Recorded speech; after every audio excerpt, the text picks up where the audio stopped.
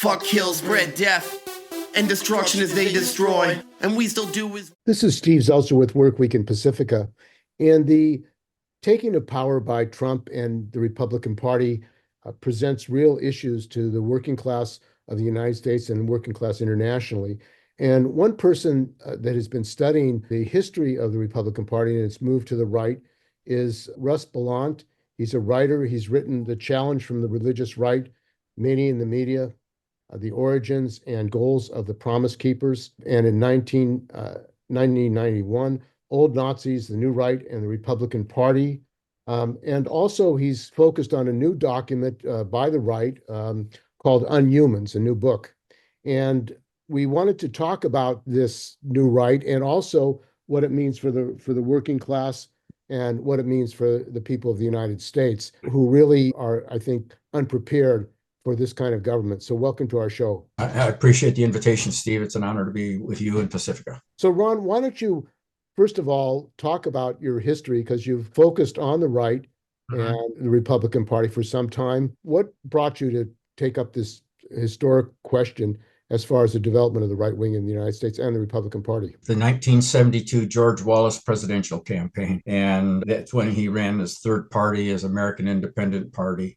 And I covered it as a student journalist at that time. And I was introduced to John Birchers, who were running the AIP at that time. In 1968, John Birchers and the Klan joined together in the American Independent Party. But the Klan split in the 72, and John Birchers were reading it. And I started studying this, and I had some teachers, community college teachers, who knew a lot about this phenomenon. And they started turning me to books, and I just said, you know, this is uncharted territory for me. I really thought that it was very important. And then as I delved into it, I just came committed to the work for the rest of my life. And this agenda of the right wing, what I would call fascist forces, has a long history. Why hasn't it focused on by the media? Because it seems like the ideology of them, and we'll go into some of their ideas, are pretty much out front. They're pretty open about what they believe. I think there's two problems. When we talk about it and it's linked to instruments of power, media are cautious or cowardly, however you want to look at it, or both. Sometimes that's not the case. Often it is.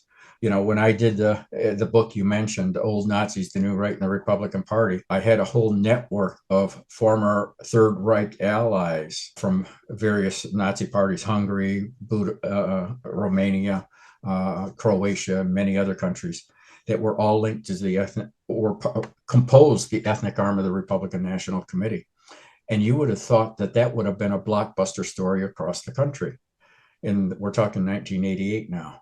And the only publication that let me write anything about it was the New York Times. And I did an op-ed on it, you know, when will Bush purge the Nazis from the Republican Party? And nobody picked it up.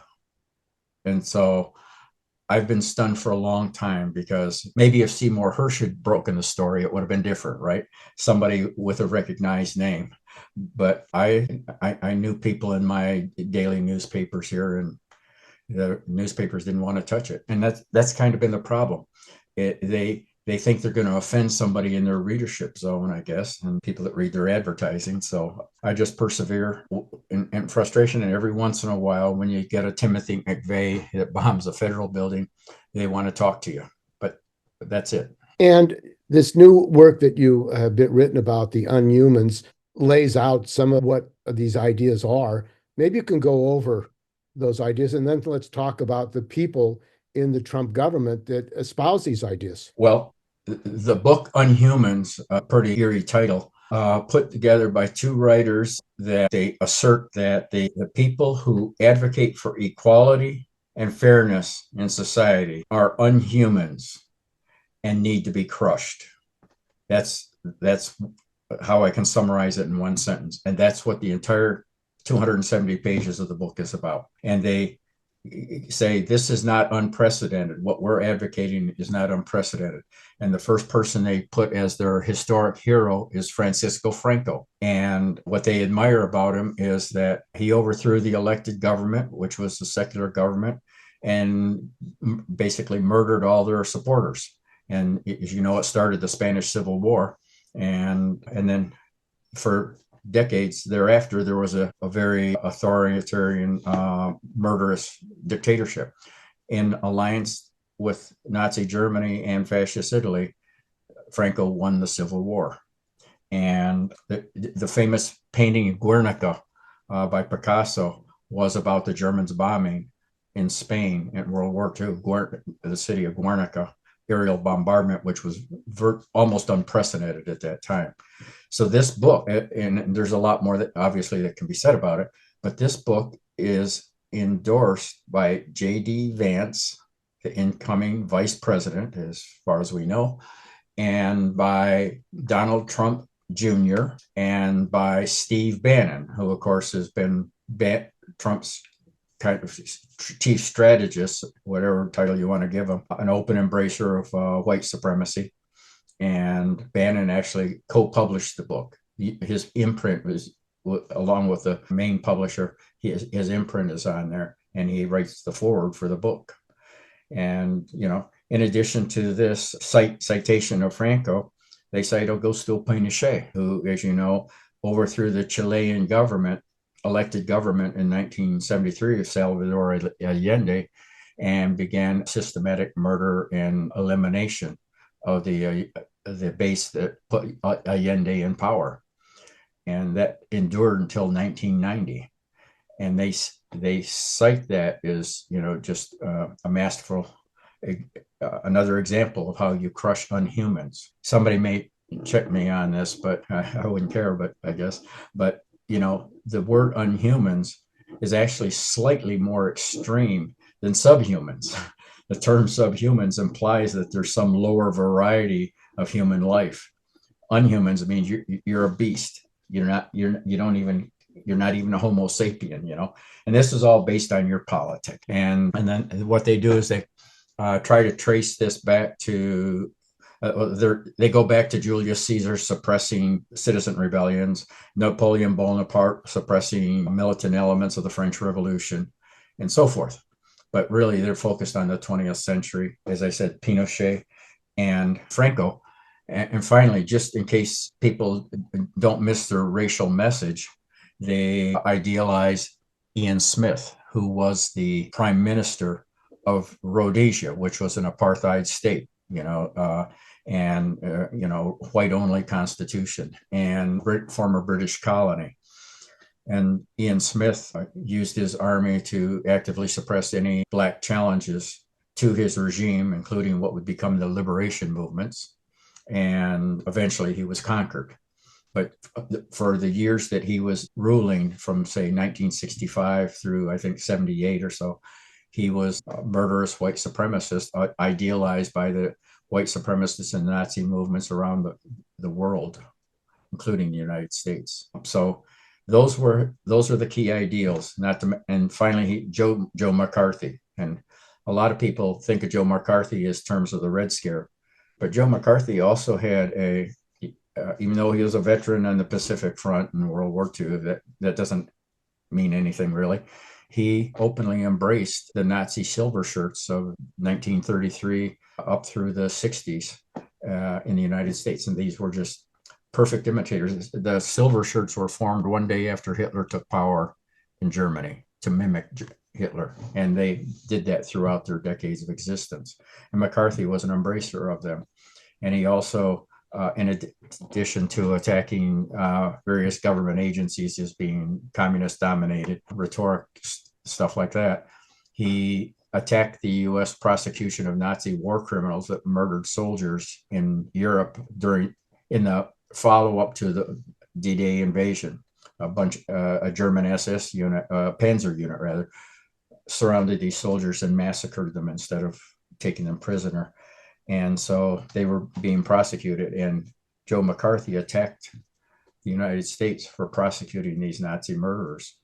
So, you know, I think that speaks pretty well. The writer, one of the key writer that I focus on, Jack Prosibiak, if I'm pronouncing his name rightly, is identified by the Southern Poverty Law Center with a long list of associations with white supremacy and neo-Nazis.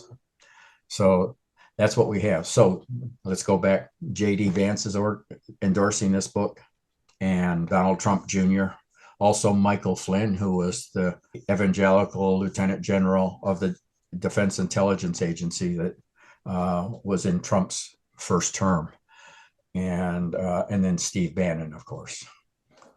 Those are Tucker Carlson too, for what it's worth. And there have been some picks for the cabinet of Trump. Why don't you talk about who they are and how this ideology relates to them? Yeah, let's start with the Secretary of Defense nominee, Peter Hegseth.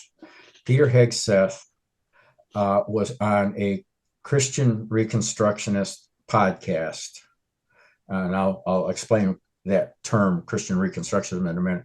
He was on there advocating for the dismantling of our public school systems across the United States. And he said that when we create Christian schools, we can start creating underground, I'm not sure he used the term militias, I'm trying to remember, but basically organizing underground Christian militias and keep them underground until we have the forces, and then they become overt and operational in the public. So he was calling for basically an armed Christian nationalist, Christian Reconstructionist militias being formed of youth. Michael Flynn, by the way, that I mentioned earlier, endorsing the Unhumans book, has been running youth armed training camps in Florida for a number of years now. They're really doing their best to train and prepare.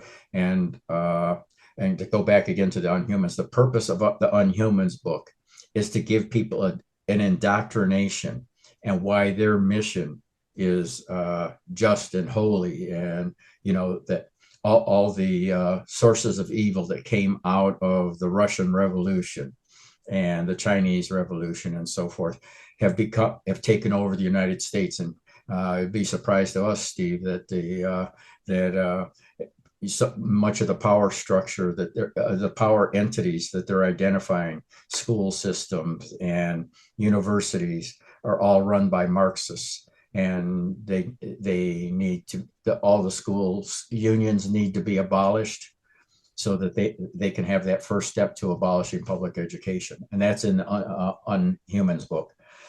Back to the appointees. Donald Trump has appointed Steve Gorka to be his special assistant for counterterrorism. Steve Gorka has, been subject to controversy because he wears on his suit lapel a badge that's been identified with Hungarian Nazis. It's a small, obscure group. It's not the Hungarian Arrow Cross, which is better known to historians. And he tells people, well, I'm not a member, I'm just honoring my father's memory.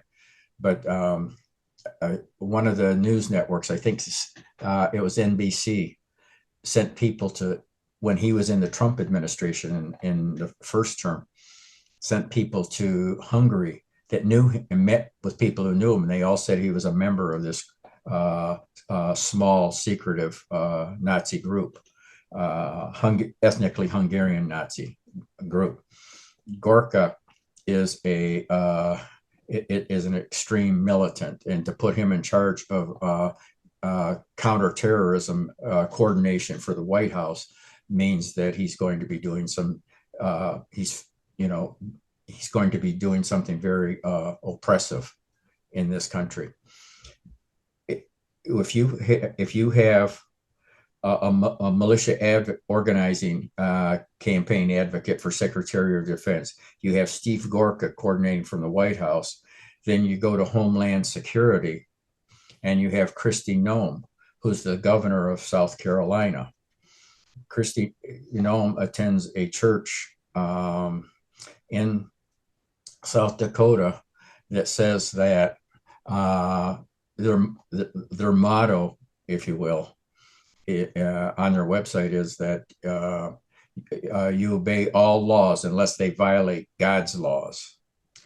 Now that's a theme of Christian Reconstructionism. I haven't studied the church enough to know if it's in that 100% in that domain. But let me explain now Christian Reconstructionism. Going back to the English Civil War, there were Protestant elements that demanded that there be that the church be the dominant power over all society. And this was a brand of Dutch Reformed Church. The English Civil War was fought against, and when they executed King Charles, it was to put theocratic power over the England. And a number of those people eventually came to the United States. They were the Puritans, especially Pilgrims too, but especially the Puritans. And the U.S. Reconstructionist movement was really kept alive by Russius Rustuni, who was a propagandist for the John Birch Society, and also organizing leader for the theocracy movement in the United States back in the 50s, 60s, and 70s and 80s.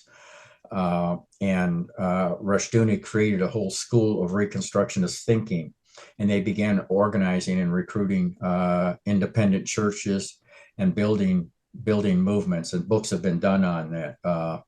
In San Francisco, Sarah Diamond was an author of one of those books, and when she was teaching there and a student there, the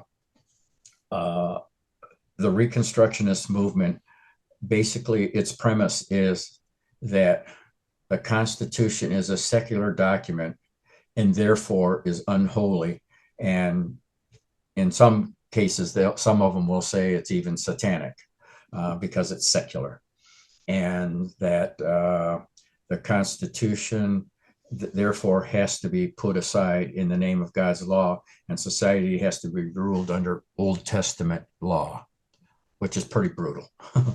People get executed for a lot of things in the Old Testament, and so that's a core driving force of the religious right. It's not the only force, but it's a key element, because once people adopt that doctrine, everything else that you try to tell them is rejected because they're captive of that document. And it appears that Pete Hegseth, if he's not in that core, he's closely allied with it. And again, the podcast he did, as I said, was on a Christian Reconstructionist website.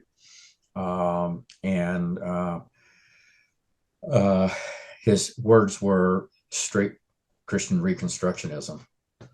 And so those are the outlines of what we're looking at. We have to watch the people who he puts in over other agencies related to internal authority.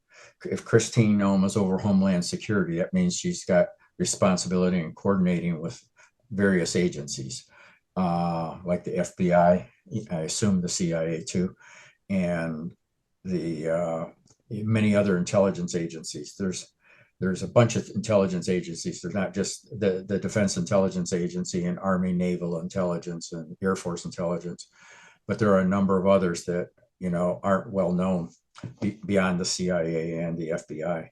And so the people who are getting put into these various capacities are people that all need to be monitored.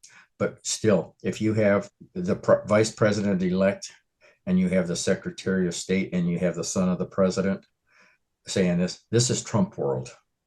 And that's why Trump was pushing, somebody like Matt Gaetz because he wanted somebody as eternal general who was going to write the official memo sanctioning every illegal, unconstitutional abuse that the administration was about to visit on the people. As you can imagine, if you define as unhumans those who advocate fairness and equality, that means not only the civil rights groups are unhuman, it means the labor movement is, because the labor movement, better than I, it's history of fighting for justice in the workplace and in the nation, and as conventional as it is these days, in some quarters, eliminating labor would be seen as part of instituting a ethnically, racially driven dictatorship that these people aspire to and admire. And what is Project 2025's relationship with this fascist program, theocratic program? There's yet another book that was just published that I haven't had time to fully comprehend, but it's called March Toward Violence, and it's rationalizing a campaign of massive suppression of political rights for any group that they deem terrorist. And of course, the people they deem terrorists are anybody who disagrees with them. They list 150 organizations. The Black Lives Matter in Detroit, they specify the Detroit chapter, Democratic Socialists of America, and many groups around fighting for Palestinian rights, critical of the genocide that's currently, been visited upon the Palestinian people. And they call for a whole range of state measures, measures by the mega state, if you will, to suppress these groups and drive them out of existence and, imprison people. So it's another edition following Unhumans, which just came out in July. So these people are doing this as part of creating a body of rationalizations for what Trump is planning to do. I mean, it comes out the day after the election, really. And that's published by Capital Research Center in Washington, D.C., which has been putting out rightist perspectives against progressive politics for many years now.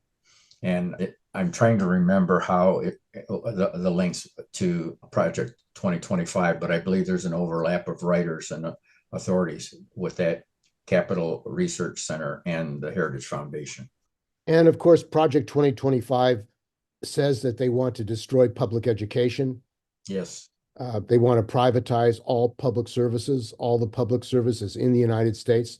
Yes. Turn over to private contractors. By the way, Prosidiak, one of the authors of Unhumans, and I think it's fair to say that Unhumans is going to be the Mein Kampf for the Trump world. That writer works for Elon Musk.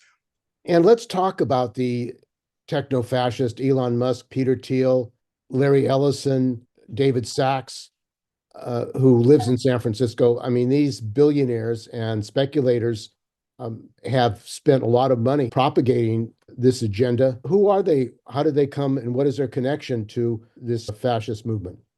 If you have one of the writers of Unhumans working for you, that's a pretty strong connection. I do not know what the working capacity is between Lysak and Prosidiak. Lysak, the other writer, has done ghostwriting for many business executives, and he's their top flight go-to ghostwriter when they want to write their biographies or their narratives for whatever.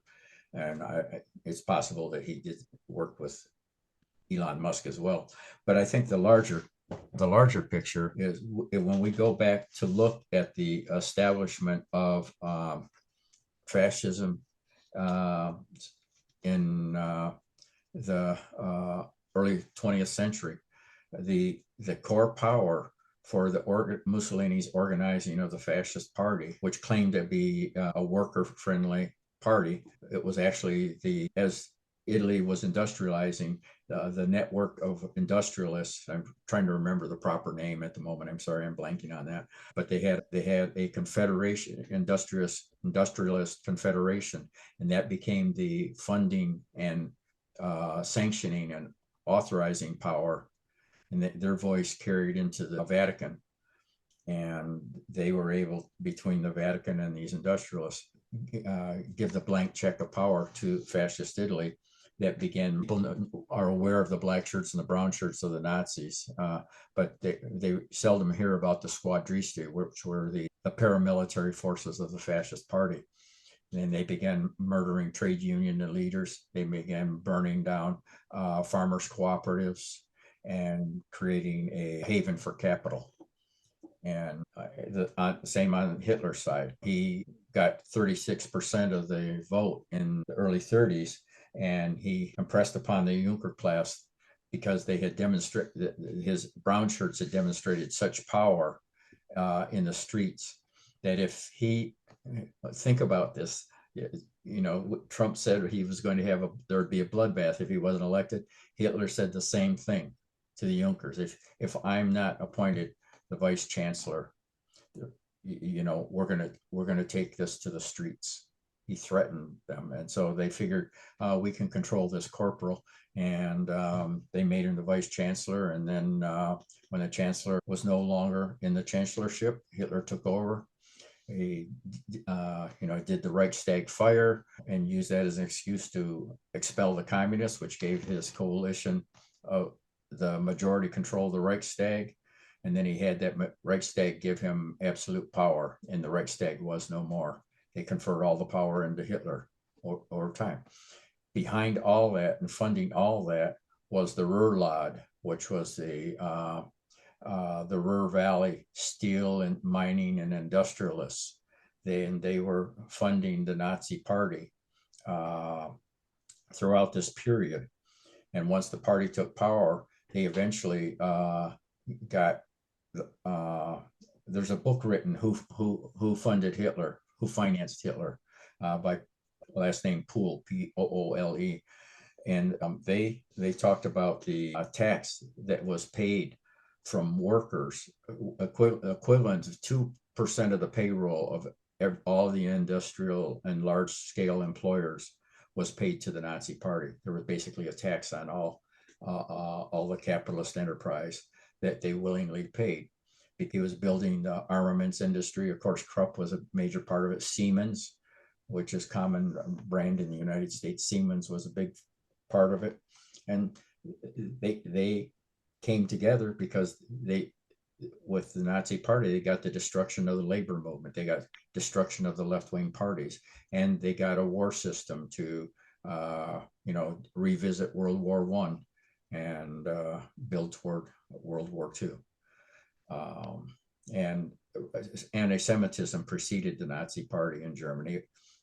It was rising even in the academic world and the universities in the 1880s, 1890s. So that base of exploiting and using the mythology from the White Russians that they borrowed from. Hitler didn't know about the protocols of the Elders of Zion until in Munich, the White Russians that fled from the Bolshevik Revolution introduced them to the propaganda they used in Russia, and then the protocols became the doctrine. And so you have, in our society, we don't have the protocols. We won't have the protocols. We'll have a demonized version of immigrants, and especially from Spanish-speaking nations.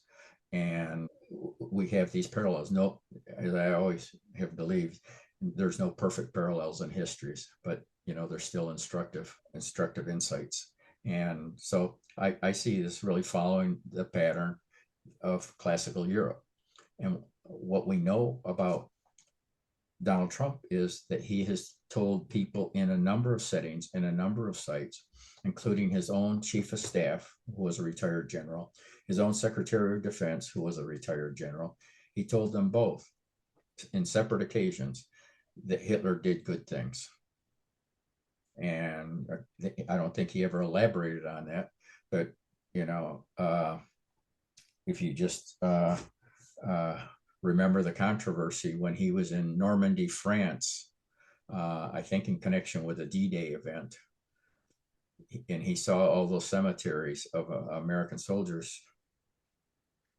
He said they were losers and suckers. That's what he said about the Americans who died in Normandy, France, repelling the Nazis. And one of the targets has been universities. And Trump, of course, threatened to round up protesters, Palestinian Americans, Palestinians, activists who were opposing the genocide in Gaza. What is their view towards education and university systems? They advocate that all state public universities, all tax money of the universities since their creation has to be refunded to the people, which means it puts them all out of business. So all education is private. And then you get the Hillsdale model. Hillsdale College, which is in Michigan, southern Michigan, it's really been backed by the Coors family and by the Amway families, the DeVos families, the Van Andel families, and the Coors Brewery families. Jeffrey Coors is actually on the board of Hillsdale to this day, has been for decades. And they use that Hillsdale as one model to create alternative curricula. And Ron DeSantis is using their curricula and trying to get it imposed in public schools throughout Florida. You get rid of all the public universities, most of your colleges of education disappear as well, because you don't need those. All you need is doctrinaires, from the Reconstructionist movement and other theocratic-minded forces to create the curriculum to indoctrinate the generation of children that would follow. And one of the plans that Trump administration has said in his supporters is to get rid of 50,000 public service workers. Yes. And to take them out of the merit system and to replace them with people like from Turning Point USA.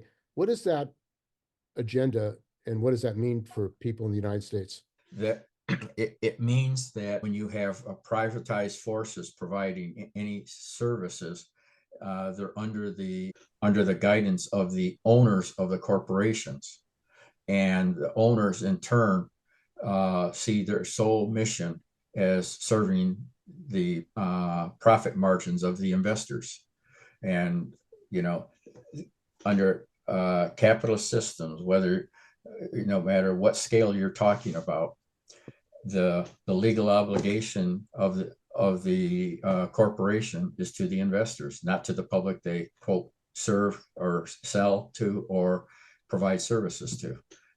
Those are incidental, as you well know, and so privatizing it basically means that the investor world, whatever you want to call it, Wall Street, the Chicago Exchange, whatever, will own the services and exploit the assets, which will no longer be used for the benefit of the people.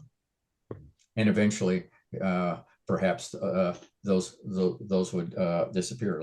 Like the private prison complex is a perfect example. Building a network of private prisons so you can get rid of the public prisons is a boon to the investor world.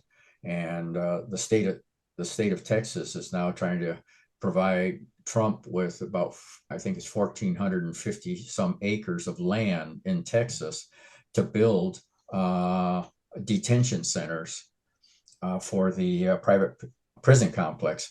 And the prison complex is lobbying very intensely for the mass arrests of undocumented, quote, people that they'll at least characterize as undocumented residents of the country, even if they're working in agriculture. And that's always going to be an interesting question. If they're going to target the United Farm Workers Union, its members, the people who harvest the crops, where when other people don't want to do that work, the agribusiness hires them. And it's going to be interesting to see if in their zeal, they expel those people as well, which will create other issues. But the detention centers are the land that Texas is talking about would be, it seems like right now in the early discussions, it would be a gift to the private prison complex to get billions of dollars creating detention centers. And one of the bills that just passed the House, Yes. House Bill 9495, what is that bill and what would it mean to nonprofit organizations in the United States? HR 9495 is a bill that would give the Secretary of the Treasury the power to unilaterally strip away tax exempt status, 501c3 status, and presumably 501c4 status, if the Secretary of Treasury, in his sole discretion, without hearings or without input from the targeted groups, if in his sole discretion, because it is going to be a he based on the current nominee, can take away if these groups are deemed pro-terrorist or anti-Semitic. And of course, anti-Semitic, it will be automatically a term applied to anybody who's critical of Israel's history and conduct in contemporary times. And then, if any groups that are supporting that, or if you're a foundation who've given money to them, that'll put you out of business. And again, we have this book that I just said, this March to Violence book, has already listed 150 books, 150 groups that they think should be targeted under this law. Although they don't cite HR 9495, they are talking about doing those kinds of measures, as well as more extreme measures like incarcerating people, charging them with felonies that may be contrived or not, legitimate at all. And so this basically is a threat to the nonprofit world, because if you take reform groups that like I say, I'll just use Democratic Socialists of America because most people know it's a reform group that primarily operates inside the Democratic Party. If you take them and say that they're advocating terrorism, you're also trying to destabilize, along with labor and along with civil rights groups, capacities in the Democratic Party to operate effectively in the near term and long term future. And wouldn't that include organizations as well, like Planned Parenthood, Yes. like Lawyers Guild, like all kinds of nonprofits, immigrant rights organizations? ACLU, Lawyers Guild, all of them. It would target them out, because if you're standing up for people's free speech rights, like Campus Voices Against Genocide, or American Jews for Peace, they're on the list too. Then you're eliminating First Amendment protections, and you're saying that the Secretary of the Treasury has the right to overrule your First Amendment rights across the board. And they can pervert Planned Parenthood into advocating quote genocide of babies or something like that, which is what some of the extreme right does. The Operation Rescue People, justifiable homicide doctrine. So the executive branch, is building itself with just massive suppressive powers of every variety and sort. And this stuff, people can't wait. When I talk to a lot of people, they say, okay, that doesn't sound good, but they don't think it's their responsibility to immediately prepare for and anticipate, because it isn't what I'm saying and what we're saying in this conversation. It's what they have written. It's like people who wouldn't believe Mein Kampf until, even though he said clearly what he wanted to do. Then once Kristallnacht happened in 1937 and they did the massive persecution of Jews, then people started believing him and fleeing. But they didn't, for 4 years, well, Mein Kampf even went way back before that, but for the 4 years he held power private before that, he bided his time, Hitler, that is. And here they're not going to buy the time because Hitler didn't have to face elections. They've got election deadlines, so they don't want the midterm elections or next presidential election to be competitive at all. They're going to dismantle as much of the base, again, whether it's in the area of civil rights groups, whether it's labor, and whether it's other peace groups. They're going to go after everybody that's not within their doctrine worldview. And the Supreme Court, of course, has ties to some of these organizations. What is the relationship of the Supreme Court to the Project 2025 agenda? Senator Whiteside, if I remember his name correctly, from Rhode Island, has done a number of presentations on the Senate floor about the role of the Federalist Society and $500 million of donor wealth that have re-engineered the nominating process and put right-wing zealots on the Supreme Court. And I don't think anybody would dispute that characterization of Alito or Clarence Thomas, who's was his protege for a long time in the Supreme Court. I don't know if that's still accurate or not, but it's close. And then you had Kavanaugh. I believe it was Kavanaugh had when he was in college, he created a campus student group called the Fascist Club. We have people who are picked solely because they meet the extreme right views of the Federalist Society and their key sponsors.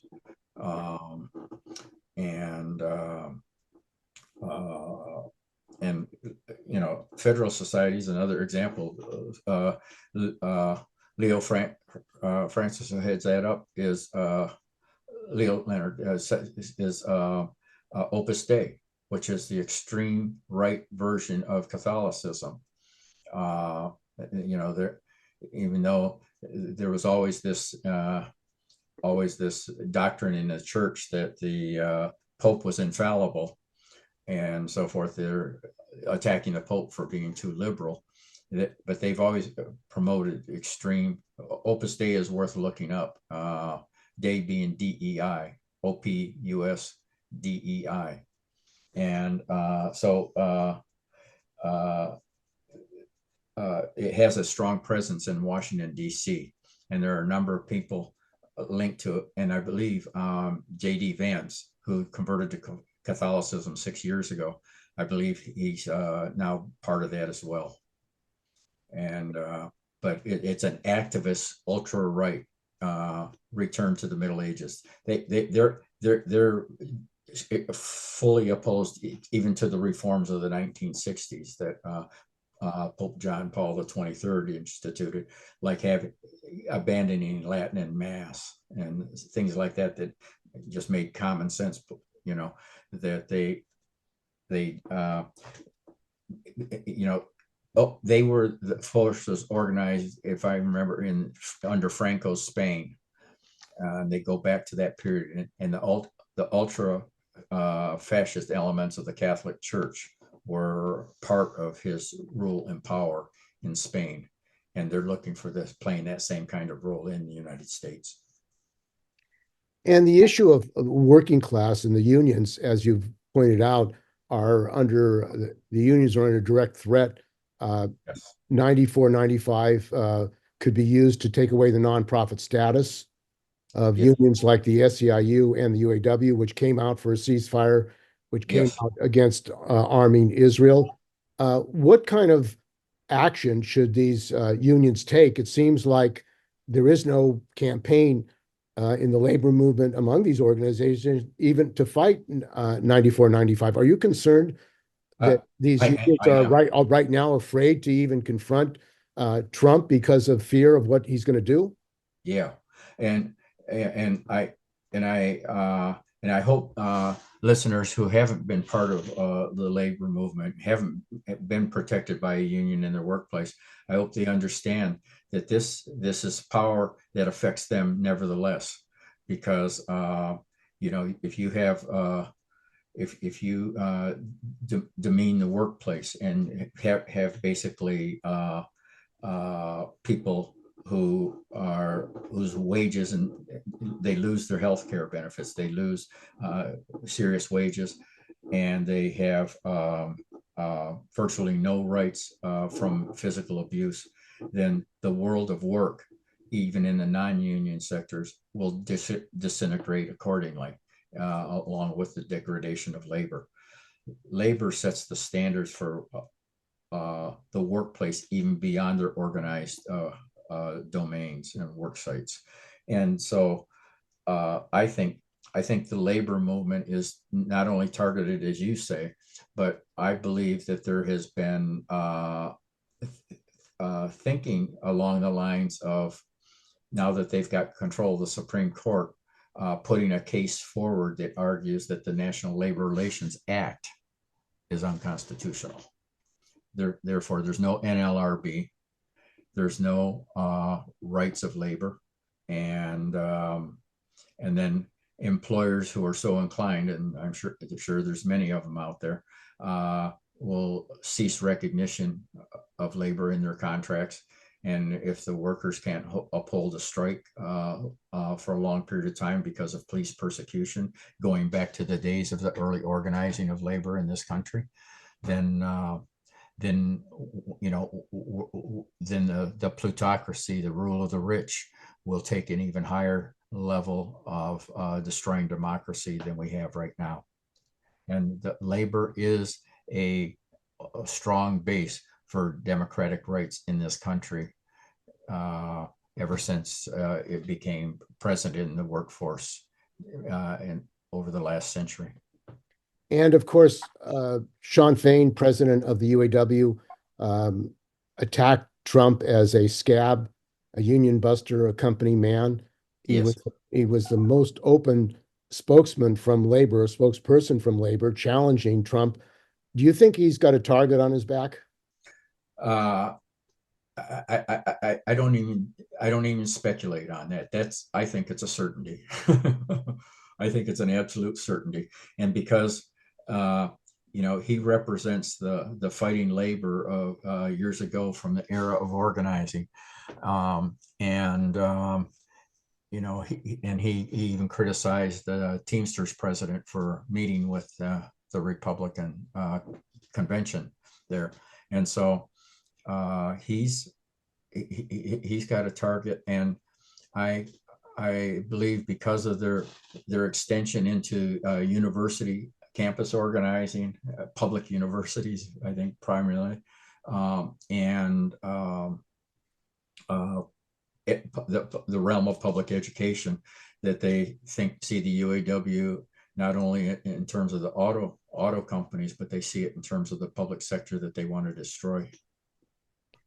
And if this agenda is put in place, and already they have the court, they have control of the Congress, they have control of the executive, why would any company even worry about the NLRB? Because it seems like the people they're going to put in charge of the NLRB are going to either defund or destroy the organization. So you can't go through that governmental process to get a union election, to get arbitration. Because they're laying a foundation for the indefinite future. It's not here and now, it's forever. So, when's the chance that there will be a Supreme Court that will dispose of a ruling and allow labor to organize? And also going back to Shawn Fain, Trump attacked him during the 2024 campaign season. He told people, tried to reach UAW workers with the message that this guy's no good. And, he organized, he said he was going to bring workers together and, to show the power that Trump had with labor. And he went to a non-union site and had a number of his MAGA followers there, none of them were union, and demonstrated that he didn't have UAW rank and file voting for him in any significant way, any measurable, detectable way at all, even though he tried to organize them to do that in Michigan. It failed. And one of the issues that has been raised by unions is the question of equality of workers, equal pay for equal work, against discrimination on the job. Yep. Are you But saying all these things are going to be threatened now with the Trump administration? yeah, both race and gender equality were hallmark of union workplace, and once you turn the control of the workforce solely in the hands of the plutocrats, all their prejudices, all their biases, and you work with these religious right theocrats who want women back in the home. I mean, they're very dogmatic about the role of women, being very restrictive, and some of them, I mean, it's almost vulgar. I didn't even want to talk about, but you know, the women's role is to submit on everything. And so, you know, Heritage Foundation, you know, when they were founded by the Coors family back in the early 70s, and I remember hoping there's nobody drinking Coors beer to this day, but they weren't so bonded to the religious right, to the Falwells and the Pat Robertsons and so forth. But when they put Project 2025 together, and perhaps others before that,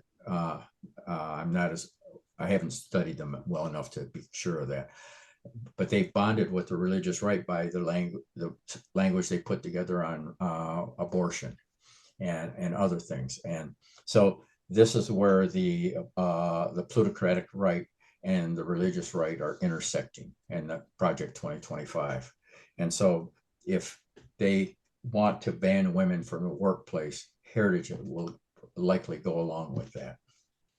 It'd be interesting to see if Mary Barra wants to borrow women at General Motors, right? And of course, the Heritage Foundation is one of the big forces behind Project 2025. You're saying that actually the Heritage Foundation was actually funded by the Coors company, which is a union busting company. The owners of the Coors fought the unions and continue to fight unions. And now they have the control of the government, it seems. Yeah. The John Burt, the senior Coors, Joseph Coors, actually it went back, the brewery family went back about 3 or 4 generations, from a German immigrant who was escaping the German draft, and he came and was resettled in the United States. And then his descendants become ultra right wing. Joe Coors, who's Jeffrey Coors. Jeffrey is the current CEO. Joseph, his father and previous CEO, was John Birch Society, which is, you know, John Birchers held basically that much of the power structure was communist, and they tried to delegitimize the power structure so that they could create a fascist order. They said America wasn't founded as a democracy, it was merely founded as a republic. And they were explicitly against democracy, and they were against certain power structures like the Eastern establishment and so forth. And they wanted a new fascist order, although they weren't explicit about what they wanted. But when you put 2 and 2 together and look at what they stood for, that was the only conclusion. And you know, they inspired the paramilitary group, the Minutemen. They organized gun training clubs to form militias and so forth. Well, that was Joe Coors and the Coors family. You know, what did inspire and have always been on the board of the Heritage Foundation, put their money behind it from the Coors family from the get-go. Well, it seems like it's come full circle. Yes, it is. I mean, when Heritage was founded, you know, the world was politically different. You know, we had strong anti-war movements. You know, we had rising movements of justice in all spheres, and you know, there was actually talk of a constitutional amendment to say that women had the same equal status as citizens that men do, which got stalled ultimately by the rightist reaction, you know, in the 1990s and beyond and since.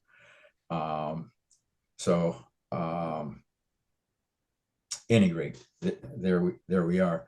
And now, one issue is the deep state, because Trump and Trump supporters and many people see there's a deep state issue. What is this about the deep state? Because isn't it this capitalist state that we're talking about? Well, it is the capitalist state, but they're talking about instrumentalities that are not under control of the extreme right plutocrats. The intelligence agencies is really what they're talking about. FBI, CIA, Defense Intelligence Agency, Homeland Security, all those instrumentalities. And they're against part of it, and the other part of it that they want to take over. But it's it goes again, going back to the Birchism that criticized the Eastern establishment, the Council on Foreign Relations and Atlantic Council and so forth, which was tied to NATO. They don't want that kind of intelligence structure. They want a state where all authority is vested in the movement that they're creating. And they will use an intelligence system, but they're going to purge people from the CIA and the FBI, as well as the Pentagon, that are not loyal to Trump. And they're going to get rid of lots of generals and admirals. And normally, progressives would say, so what? I don't care. Maybe, we would like to dismantle and shrink the whole Pentagon. They're not going to shrink the Pentagon. They're going to make it a loyalist instrument of the politics of the president to a degree that's never been true before. And this is the break from the history of the United States, the founding of the United States. Yeah, it is. Because you remember when Mark Milley was chief of staff and Donald Trump and him walked out of the White House, and there were all these protesters, and he wanted them to shoot the protesters.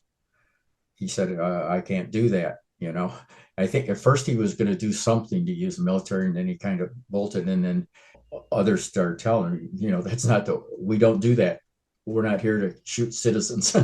And the Pentagon, did actually take a position, we're not going to be used like that.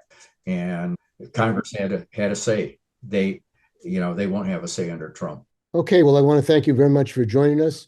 We've been talking with Russ Bellant. He is a expert on the growth of the right-wing fascist movement and the Republican Party and the role of fascism in the Republican Party. So thanks for joining us on Work Week in Pacifica. Thank you, Steve.